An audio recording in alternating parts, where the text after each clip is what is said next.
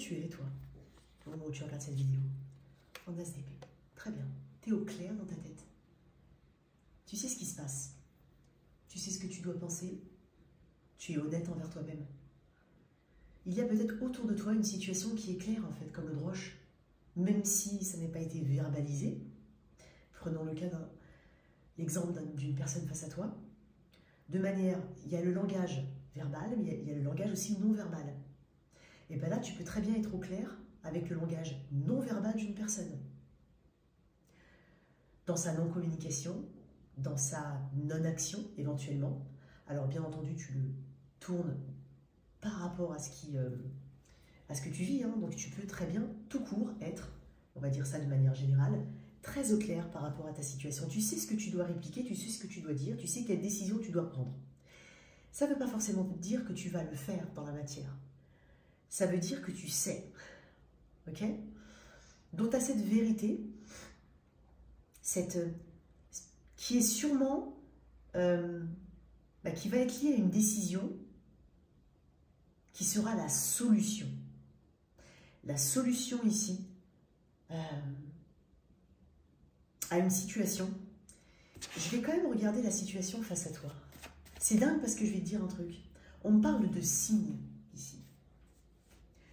Tu es peut-être ou tu as peut-être fait attention, ouais, tu as été ou tu es attentif, attentive à un signe en particulier. Et c'est ce signe-là qui te mène sur la bonne voie. La force, ok. Alors, c'est pas n'importe quoi qu'il y a en face de toi. C'est une situation qui a... Tu vois, j'ai eu du mal à parler là. Excuse-moi. C'est une situation qui a eu un impact important dans ta vie, qui peut en avoir, mais qui a une forme de présence très forte ici. Qui a peut-être un ascendant ou un pouvoir, qui est peut-être indispensable pour toi ou que tu estimes être indispensable. Néanmoins, il y a quelque chose qui change dans ton état d'esprit. J'ai l'énergie du lion ici. C'est quelque chose qui peut aussi s'imposer à toi avec force. Ça peut être une croyance. Ça peut être aussi une personne que tu connais depuis plus ou moins longtemps, ça dépend de vos situations. Ça peut être une personne qui a toujours eu justement cette position forte. Moi, j'ai l'impression qu'il y a une forme de reprise de pouvoir de ton côté. Ok. Quel est ce signe? Pour certains, il y a un signe ici. Oups. Quel est ce signe? Le 6 de bâton.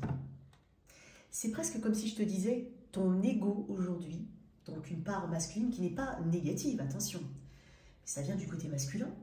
Et c'est une carte très masculine, c'est comme si ton ego ici avait été touché.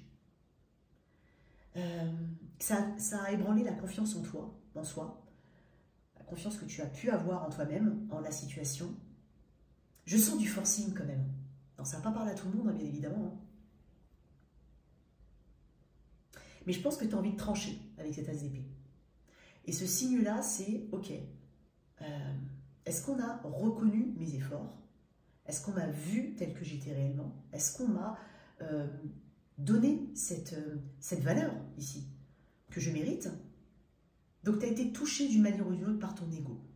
Et c'est comme si je te disais que ton ego te sauve ici. Comment ça évolue? J'avais le 10 d'épée en dos de deck. Hein.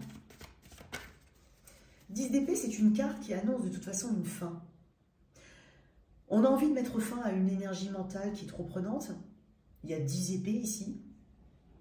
Il y a cette... on ne peut pas aller plus loin avec le 10 d'épée. Il faut revenir à son centre, c'est-à-dire à l'as d'épée. Ok? Et prendre des décisions tel un roi ou une reine d'épée. Comment ça évolue? Le 8 de coupe, oui. Une analyse ici très forte, avec une prise de distance, une prise de hauteur, de nouveaux choix, un risque peut-être qui est pris. On se met un petit peu d'une manière ou d'une autre à nuancer le mot que je vais utiliser, mais en péril, mais pour se sauver. Le 8 de coupe, c'est ok, derrière moi il y a 8 coupes, j'ai tout essayé, j'ai tout tenté. Ça peut être une situation, c'est pas forcément une personne, attention. Mais en fait, voilà, ok, ces 8 coupes-là, elles sont bien rangées, donc j'ai rien à regretter. Émotionnellement, il y a un épuisement ici. Et puis, il y a une envie de ressentir de nouvelles choses, d'aller vers un idéal, d'aller vers ce 9 de coupe.